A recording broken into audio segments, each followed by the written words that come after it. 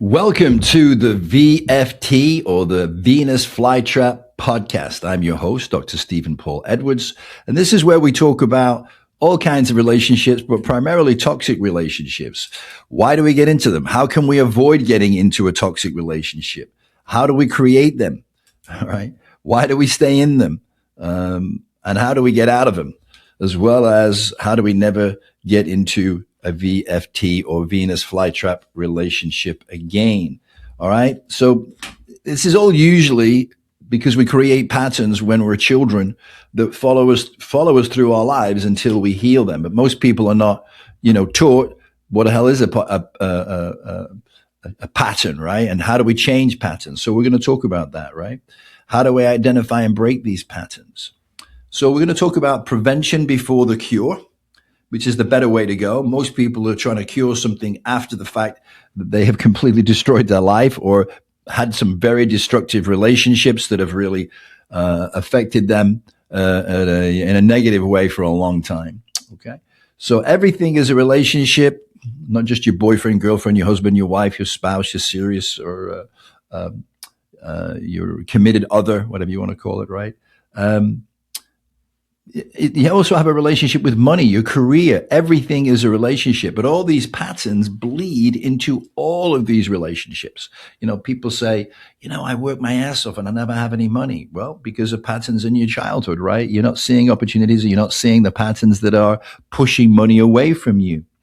All right. So what I can tell you is this. Today, we're going to talk about how we create toxic relationships and how we can avoid them. So I'm going to promise you this. It's going to be entertaining. We're going to laugh. Well, I'm going to laugh. You can laugh along if you want. I'm going to laugh at you and I'm going to laugh at me. Fair, right? It's going to be enlightening. You're going to learn things that you just weren't aware of before. They're going to dramatically impact the quality of your relationships, and it's going to be empowering. You're going to get your power back if you've lost it and be empowered in your relationships. So let's get started.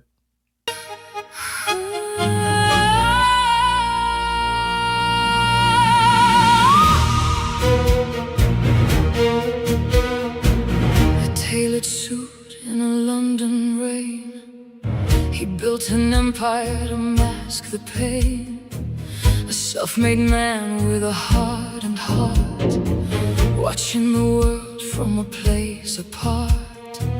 Then she walked in like a sudden blade in the midnight heat where the shadows played. A fallen heiress with a rebel soul, ready to take back control. She lived by no rules but her own desire, wrapping his life in a ring of fire. An international ghost of a golden age, stepping back onto the center stage. Oh, the Venus flytrap. So how do we create toxic relationships? How do we avoid getting into them? Well, let's talk a little bit about how we can avoid getting into them and what happens in relationships very often that turns it into a toxic relationship. So we want to have a foundation. It's like we're building a house, right? Our relationship is a house and we're building it, and we're going to build it on a solid foundation. Then we can put the windows and the doors and the flooring in on top of that, right? So what creates a foundation? Well, the things that are important to you. And in a toxic relationship, we very often give those things away. We stop doing the things that were so important to us that made us who we are. To placate the person we're with, right? Our spouse, our girlfriend, our boyfriend, our husband, our wife. But that's not good. You have to have your independence within the partnership of a relationship. Because if you don't, you lose your identity. You lose your sense of who you are. So I'm just going to give you some things that are important to me. It's like doing those things. I use the analogy, if you're in an airplane and the oxygen goes out, right? It goes out. If the oxygen supply is not working, then the mask comes down. Whose mask do you put on first? Your neighbor's, right? No, you put yours on. Why? Because if you don't, you're going to die and you're not going to be able to help anybody anyway, right? And the same thing in life. If we don't put our oxygen mask on, we're no good to anybody else and we're going to die. We're going to lose oxygen. We're going to not be able to breathe, and we're going to die. We're going to, what do you call that? Asphyxiate, right? Good word. Sounds very English. All right. So things that make me give me a strong foundation when I wake up in the morning is to meditate, then go work out, then have a juice, and then do some journaling, right? So these are foundational things, right? I write, right? Now, I don't necessarily write about what happened the day before because that'd be boring, right? It just happened, right? But you do want to journal because it can tell you a lot about who you are and what's going on in your life. And when you read it, it's helpful. Now, I got to tell you something. I was in the personal and spiritual development arena for a long time, right? And I used to tell everybody, journal. And I journaled. I got stacks of journals, right? But the thing that I didn't do that you're supposed to do is I never read them, right? Because I was so busy. So sometimes you can do things that you know are the right things to do just for the sake of doing them. You have to know why you're doing it and make sure you follow through and take action on the reason you're doing it. So if you're going to journal, I prefer to write in a journal. I mean, that's pretty antiquated now. I know most people now use a computer and they type into the computer. They journal by typing into the computer. Nothing wrong with that, right? It's great. Whatever works for you, just make sure it works and you use it, right? So you've got to have foundational patterns, right? So for me, the three keys, the three powers, the three foundational things for me is a higher power, right? Call it God, call it the universe, call it Brian, Trevor, Mary, it doesn't matter, right? I believe that God is beyond an ego, right? I tend to call it God. I sometimes say the universe. They're interchangeable.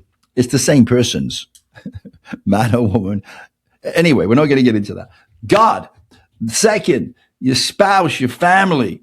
And third, your career. Now, sometimes people get that the wrong way around. I did for many, many years. What was number one? My career, right? That was number one. Because when I was growing up, again, patterns from childhood, right? I never felt like I had a family. So with not feeling like you have a family, you're on your own, family might not become your number one, number two priority, right? And I certainly didn't have a relationship with God, right?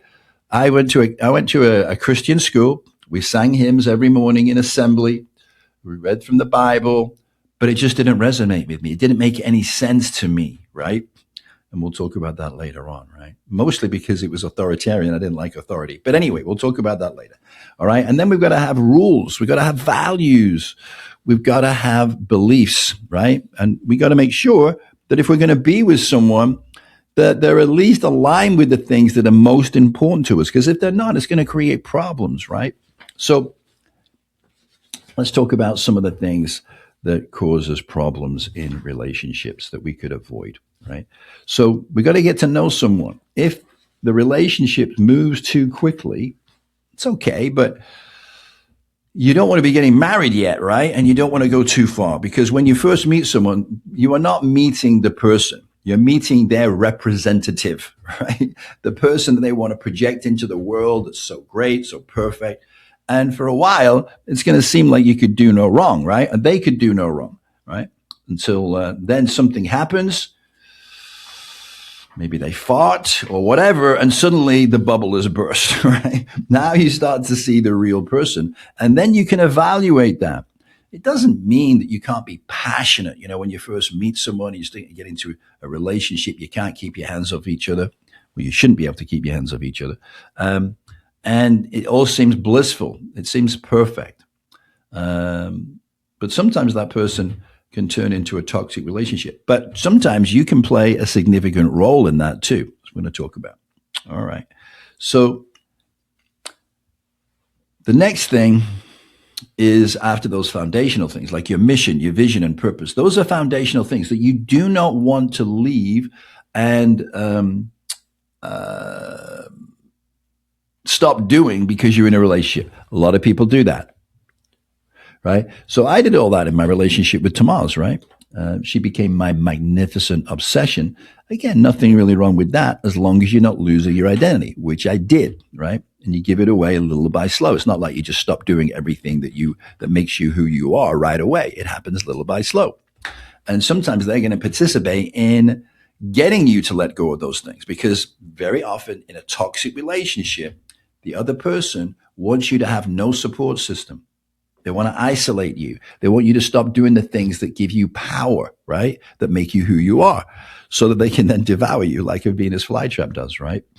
So you can't let that happen. And you got to be aware that this can happen. So some things here. The soul does not just crave connection.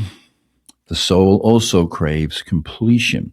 So when you're getting in a toxic relationship, that person, what is happening is a reflection of you. It's reflecting back at you maybe characteristics that you have lost along the way, given up on, think you can never be. But any quality that we see in another person that we are drawn to is a quality that exists within us.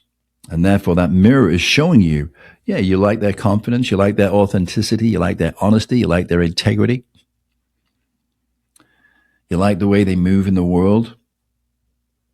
Those are qualities that lie within you, and they're just reflecting back at you that you have not claimed. Or maybe they're jealous. Maybe they are manipulative. Maybe they're controlling, which of course you could never be, right? But they're reflecting back at you also parts of yourself that you're in judgment of, right? Which also creates toxicity. So, foundational things. You need to value yourself. So a lot of people in relationships, me included again, I didn't value myself. I didn't value the extraordinary gifts that I've been given. And so you need to remind yourself of those things. And you need to make sure that your potential partner also values those things about you. Otherwise, you feel unappreciated, that they don't recognize the incredible gifts that what you bring to the table, right? So you got to value yourself. You got to be prepared to ask the tough questions so you can set boundaries. Now, are you going to be afraid of doing that? Probably, right? But you have to be courageous. You need to be courageous. Courage is not the absence of fear. Courage is when you're afraid, but you do it anyway. And then you're going to make sure you present it in the right way, right? Not as a command, not aggressively, not passive aggressively, not indirectly, but directly, but from an assertive perspective, right? So you got to really be clear. What do you bring to the relationship? Write it out, write it down. Remind yourself of those things. You know, I'm a very kind, loving, compassionate person. I'm very intelligent. I have a BA or a PhD, or I've done this and done that, whatever it is, right? That have made you the quality person that you are. But you have to realize those qualities within yourself before anybody else is going to, right?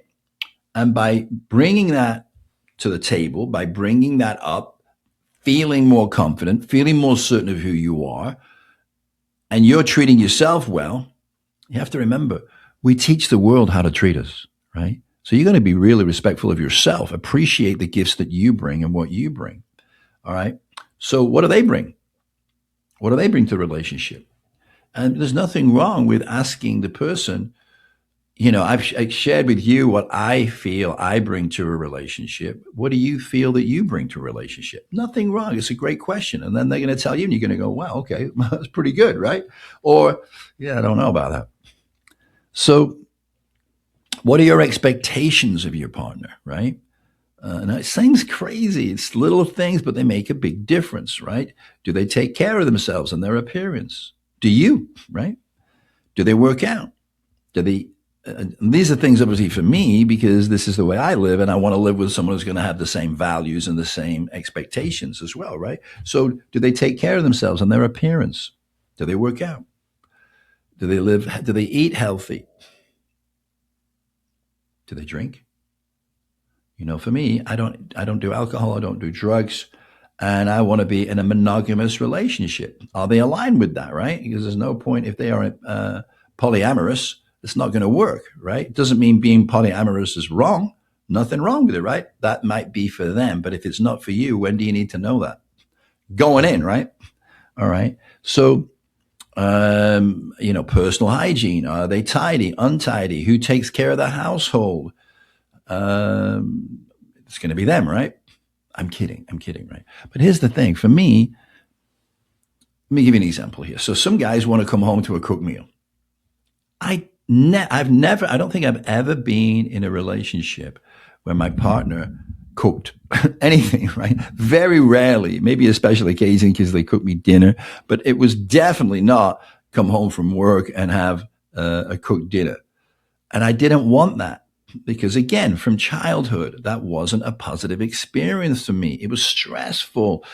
Being at dinner with my father, he was going to pick on me. So I was cowering. I didn't, it wasn't enjoyable. It's full of fear. So coming home to a cooked dinner was not a good experience for me as a child. So I didn't want it when I was older, right? When I was an adult.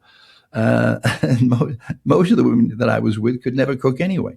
So are you both going to work? Is one of you going to stay at home? You have to value what you both have to offer. You got to value your time. You got to value your knowledge and all your experiences. You got to value your looks, your appearance. And if you value those things, you're going to keep them up, which we'll get to in a minute, right? Value your personality. Do you have one? If not, get one soon, right? As soon as you can, right? Value your honesty, your integrity, your determination, your persistence, your achievements and accomplishments. Value those things. Keep them at the forefront of your mind so that you appreciate you respect yourself, and that others should too. All right. Do you give these things away easily? Do you take them for granted in yourself? Because if you do, other people are going to take you for granted as well, right? So it's take time to evaluate this person you're going to spend time with. Are they worth me giving these qualities to? Are they showing you the person they want you to meet, their representative? Yeah, 99 times out of 100, that's going to happen for us, right? You want to be on your best behavior, put your best foot forward. So, but this is not who they really are, right? If you fall in love with that person, you're doomed, right? So unfortunately, slowly but surely, people show you them true selves, or as I said, fart or worse, right? Maybe I'm just giving you some ideas, and I know this is a big deal, but like they shave their legs sitting next to you watching a movie. I don't know if that's putting their best foot forward. It seems trivial, but it isn't. Listen. What was that video used to be? Listen, Linda, right? I'm sharing with you these things because you think it shouldn't matter, and it does. It absolutely does, ladies and gentlemen, right? You were doing certain things to attract this person into your life at the beginning of the relationship. If you stop, it was a lie. You were fooling them. You're manipulating them. So keep doing the things you did when you first met. If you made yourself up and made yourself look beautiful when you went out to meet them or go on a date with them, you have to keep doing it. You can't just suddenly stop, well, we're in a relationship now, so it doesn't matter. Yes, it does. It absolutely matters. And, people will say, well, I can't live like that. Then don't be in a relationship. I never said it was going to be easy. I'm just saying it's going to be worth it. Because if you don't do these things, guess what? Now you're in a toxic relationship. Because if you've done these things to meet somebody, and then suddenly when you think you got them, right? Venus flytrap, you got them now, right? And you don't have to do those things anymore, then you lied. Hi, listen, I'm sorry to interrupt, but we're here to make a public service announcement. If you're enjoying this conversation, which I know you are, right? Because if you say no, you probably lie about other things too, right? So if you're enjoying this, which I really do hope that you are, please take a moment to follow or hit the subscribe button and the like button so you never miss an episode. Let's get back to the conversation. You lied, and now they don't trust you. And what is a strong foundation built upon? Cement. Trust, right? It's trust, right? It's built on trust. Without trust, you have no relationship. Let me say that again. Without trust, you have no relationship, right? Don't pretend to be someone you're not. Hold to that truth. Hold to that person, because that's the person they were attracted to. And so little by slow, if you don't do those things anymore, it creates resentment. If you get really dolled up to go to work, you get dolled up to go and hang out with your friends, you make a big effort, but you don't do that for your husband, doesn't work. Because he needs to feel like he's the most important person in your life, not the least important. If you can get dressed up to go to work, if you can make yourself look great to go to work, you better make sure you do that for him. I know. You're like, who's he? He's a misogynist. No, I'm not. I'm just telling you the truth. This is nature. It's the laws of nature, ladies. You can't change those. Even if you don't want to believe it, if you don't want to do it, it does not matter, right? And, men are visual. Women are emotional. It's okay. Nothing wrong with that. But you got to realize your husband, boyfriend,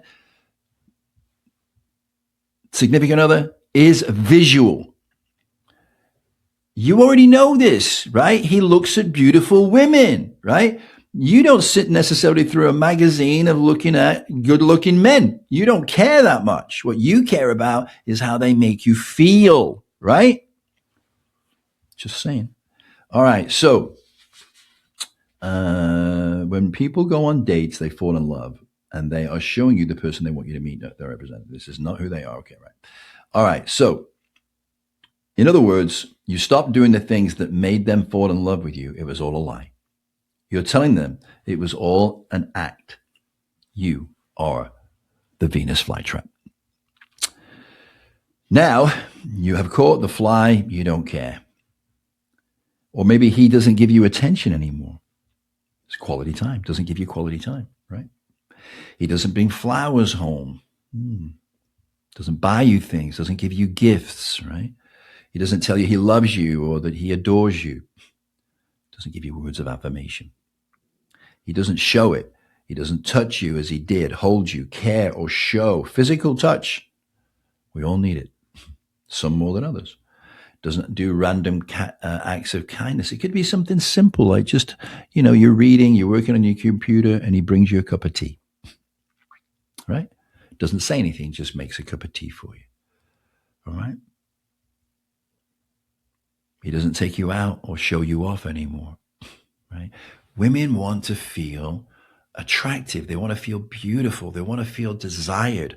And women say, oh, you're just objectifying. Listen, every woman on earth wants to be objectified. It's part of nature. Get over it. What woman doesn't want to appear in Playboy? Some women go, me, bullshit. You want to be desired. You want to feel beautiful. You want to feel attractive. Now, you may not want to appear in Playboy, but you get my point, right? So I was watching a documentary recently, and I can't remember who the model was. I want to say Kate Moss, but I'm not 100% sure. So she's now older, right? I think she's in her 50s, right? And so she's just started this movement.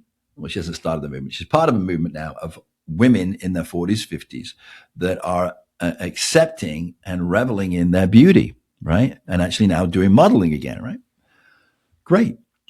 But in the interview, in the documentary, they were walking down the street together. And Kate Moss said, listen, when I used to walk down the street, I used to turn heads all day long. Men were constantly admiring me and looking at me. And they don't do that anymore. Not the way they did. And I miss that. Women want to be attractive. They want to be seen as beautiful. They want to feel desired. They want to feel like a woman. Those are normal things. And to have those things and get those things, you are going to be objectified, right? Now, I learned that from a woman, right? I was out dating and we went on a massage. What is it? A double massage. That's the best way I can put it, right? A relationship massage, whatever you want to call it. So we're in the same room, and we had to take off our clothes, and I'm trying to not look over at her or whatever, and try and keep my eyes locked on her eyes, right? Being a good man, right? And so she said something about that, like, I think she asked me what I thought of her and her body. I think she said, I don't know if it was her body, but it was something like that. And I said, well, I didn't want to look at it because I didn't want to objectify you. And she told me, Stephen, listen, every woman wants to be objectified. They want to feel beautiful. They want to feel attractive. So forget that. And I went, oh, okay, well, good to know. All right, so he doesn't give you attention anymore. He doesn't want to show you up. So you get sloppy. Now, this again applies to both people. It sounds like I'm picking on women. I probably am. But you get sloppy. You wear baggy sweatpants and an old raggedy t-shirt, and you don't even do anything to make it look sexy or beautiful. You know, when Tomas used to wear that stuff, she used to do it in such a way that she was still attractive. It was still, she made an effort, right? And so you start taking each other for granted, right? And, you know, women care a lot less about the physical attraction or the visual than men do. But that doesn't let you off the hook, guys. You got to do the best you can with what you got, right? Same for women. You got to do the best with what you got. Always, right? Always make the best of who you are. Show your partner that you appreciate them, that you care about what they think. If you show them that you don't care what they think, they're not going to care. It's that simple, right? So these are things that happen that create a toxic relationship. People get resentful. Oh, you know, he never tries for me. He never does anything for me. It's always about him or it's always about her, right? That's not going to work long term. And what happens is you start, when you meet, it's like you're in the middle of the room together and you can't let each other go, right? And then little by slow, someone does something and the other person goes, yeah, I didn't like that. She took me for granted. Oh, I didn't like that. He's taking me for granted. And little by slow, you end up at the side of the room and you can't remember how you got there, right? So, and then don't disrespect each other. That's passive aggressive. It's pushing each other away. Oh, you know, and so you always complain about her and you say to your friends, oh, gotta go home and she's going to be there. She's such a bitch. You know, she's always complaining at me. I hate it. You arrive at home and you got a sinking feeling in your stomach and you got to go in the house. You avoid her. What are you doing? Right? So always look for the best in each other and build that up. Respect each other. It seems so easy and so innocuous, but it's not. It's very, very important. Never put your spouse down. Ever. Don't talk to your friends about your husband or your wife because you're demeaning them in the eyes of others or your family, right? Always build them up. Say positive things about them. It doesn't necessarily mean you agree with everything that they do, but if you don't, who do you talk to about it? You talk to them. Stop being a child. If you talk to your girlfriends about your boyfriend, you're a child. You're hoping your girlfriends are just going to listen and make you feel better about it. Bullshit. They're not. And they're probably going to weaponize it against you, feel better about themselves because your life sucks. That's not what you want to do. Put your big girl panties on and go in there and talk to him about it. Honey, remember this and this and this? Yeah, well, when you did that, I felt this, this, and this. Is there any way you could not do that anymore? I'd really appreciate it. Right? Talk to them directly. And the same thing on the other side. Guys, you got to be able to talk. If you can't talk to your wife, what are you doing? Right? If you can't share what you like and what you don't like, what you are willing to put up with and what you're not, right? What are the things in a relationship that are just non-negotiable, right? You've got to be clear about it. Because if you're not, they're going to happen and you're going to be miserable. All right?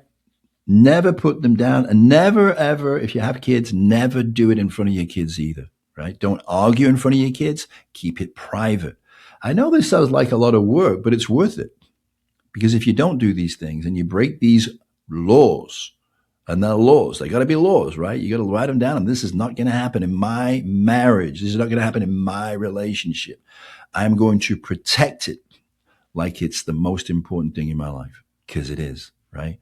And you're also teaching your kids how to be and how to have a successful relationship or marriage, right? All right. So went through a lot there. I didn't think that was going to take that long. It did take a little bit longer than I thought. But anyway, these are some of the things that will prevent you being in a toxic relationship. Always look for the best in each other. Support each other. Don't put each other down. You might seem like an innocuous thing in the moment, but I'm telling you, it's not. It's destructive. Men want to feel admired. Don't talk down to them. Don't diminish them. Don't disrespect them. That hurts their ego, right? Men have an ego. Build that ego up. Make them feel important. And never say you don't need a man. That's bullshit. Grow up. You need a man. And men need women. Otherwise, God wouldn't have created them. You need them. Women need men for certain things. They want to be protected. They want to feel safe. They want to feel secure. You know, I was watching a Tony Robbins event just recently, and I don't even know how many people there were in this auditorium. It was massive, right? Probably 10,000, maybe more. And so he asked the question. He's walking around the middle of the room. You know how he does, right? And he says, okay, the men here, raise your hand if you have felt unsafe in the last 30 days. And maybe two men raised their hand, right? And then he said, ladies, how many of you have felt unsafe in the last 30 days? 99% of the ladies in the room raised their hand. Women need men to feel safe, to feel secure. It's not a safe world for women, right? When a man is walking into a parking garage, he feels fine, not even a thought. When women often walk into an a car garage, right? They don't feel safe. Who's going to jump out on them? Who's going to jump out behind them? Who's going to accost them? It's scary, right? So men need women to nurture them, right? They want to feel a feminine energy, right? So they can relax, right? And appreciate them. And they want to feel needed by that woman, right? And if you don't, that's not good. It's not good. You're never going to have a healthy relationship. I don't care whether you're LBGTQ, RVF, whatever it is. It's always the same, right? It's always the same. And if you don't allow for that in your life, you're never going to have a healthy relationship. Now, I know what some of the ladies are saying. Well, I just don't need a man. I might want a man. No, bullshit. I'm calling it on you, right? You need a man. You need a masculine energy. It doesn't always have to come from a man. I know I got that right. We all have feminine and masculine energy in us, right? Some more than others and so on and so forth, right? There's no right or wrong in that, but there's just the right and wrong in following the laws of nature. The laws, right? Inimitable. Can't change them. You can try. You can say that, women don't need men don't need women or whatever. But if we don't, how are we gonna perpetuate the human race, right? We need them. We need each other. And we need to go through this together. And we need to support each other, respect each other, be there for each other. Know that your partner is going to be there when you need them to be there in the toughest times, in the most traumatic times of your life. That takes intimacy. I don't mean like intimacy, physical intimacy in the bedroom, although that's important, but that is built on the emotional intimacy where you're sharing things, you're vulnerable with each other, you share your darkest things that you keep secret from everybody else. Right? You let that out and share that with them. People say, what if they use it against me? If they do, they're not the right person for you. And the sooner you know that, the better. But when you share those things, like, in the book, I share all kinds of things, right? And I was going to school and school closed, I don't know how many times too big, getting humiliated, being told by the rest of the guys in the bathroom and the showers I had a small dick. Humiliating, right?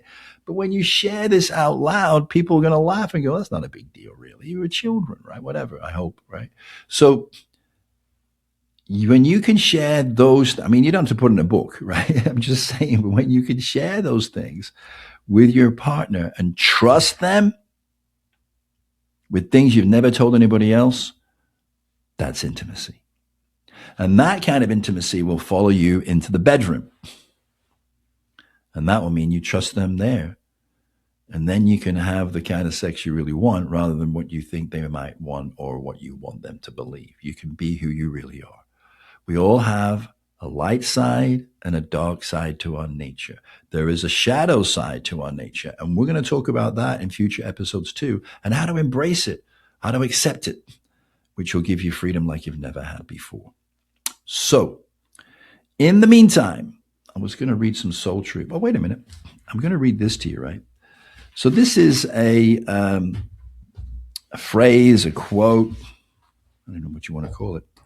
It's was created by a group of people in Alaska. They're called the Yupik Elders, right? And they talk about this society that we live in today as the reverse society. That we are inside out. What do they mean? Let's take a look. The Yupik Elders of Alaska call this world we live in today the reverse society, or the inside out society. They say with legitimacy that we have reversed all the laws of living. We used to teach how to live. Now we teach how to make a living.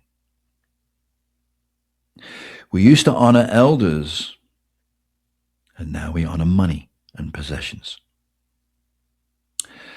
The heart used to tell the mind what to do, and now the mind tells the heart what to do. We live in a society that is totally in the head. Before, the brain would serve as an agent to fulfill that which comes from the heart. Now, most people have forgotten to listen to their heart. Listen to your heart. The heart is the only thing that is present. What goes through the mind or brain is never present. The mind is never present. It is always in all ways, either in the past or the future. It's never in the now. This is the reverse society. We are inside out. You know, the ancients always said, live from the heart, speak from the heart. If something is true, it will be heartfelt. Now, nobody understood what the hell they were talking about back then, but now we do, because we know everything is a vibration, a frequency. Truth has a frequency. A lie has a frequency, because when we speak a lie, we're aware of it, and it changes the vibration of the words that you send out. And that vibration is felt in the heart. This is the first point of cognition in the human consciousness, not the brain. It's the heart. So now, as I've gone through this incredible life, which you're going to learn more about as we go on with these podcasts, I've come to realize that the future is dependent on us reconnecting with our heart. You know, the number one cause of death in America is heart disease, dis-ease in the heart. And what you don't use, you lose, right? So we need to get back to our nature. And as I've gone through all these periods of my life where I studied, personal development, with Tony Robbins, I came out of doing that, and I studied all about finances with Robert Kiyosaki. And then I went into becoming more spiritual, leaders like Deepak Chopra, Wayne Dyer, Neil Donald Walsh, getting a PhD in spiritual counseling. It's given me such an incredible palette of colors to help people create their own masterpiece, the life that they truly want to live. So I call myself a heartist, because I'm helping other people connect with their heart. And I'm an artist in being able to do that from so many different perspectives, that I can reach people's heart. I can have empathy, not sympathy, but empathy. And I can connect at a deep level.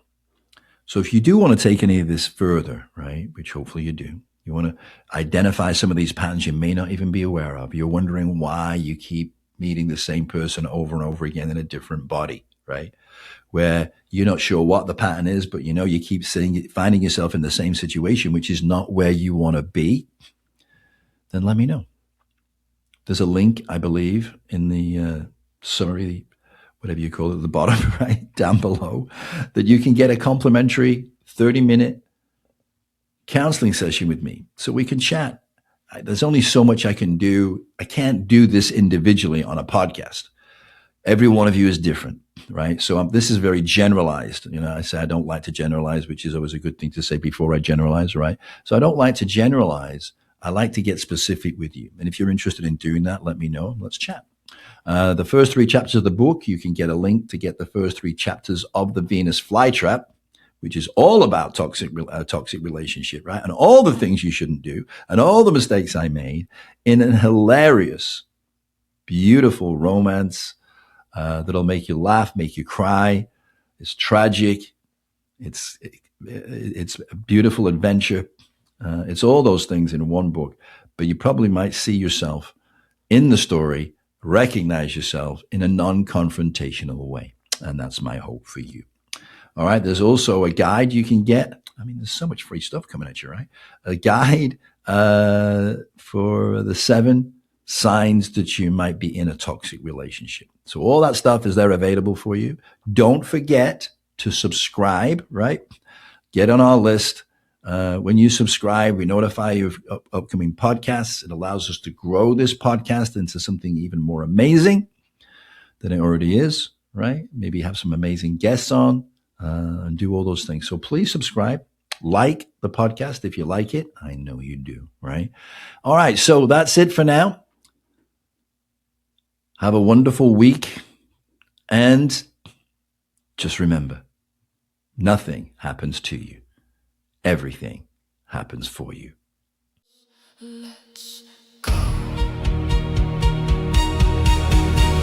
Spiritual sparkle in a world of gray, finding the truth in the disarray. It's a raw confession of a life lived fast, breaking the chains of a heavy past, from the erotic spirit to the soul's rebirth. Finding what a human life is really worth. Sex, lies, and the repercussions stay as we dance the final act away. Just a true story of a love so deep, promises that we could never keep. In the garden of the trap we lay, waiting for the break of a brand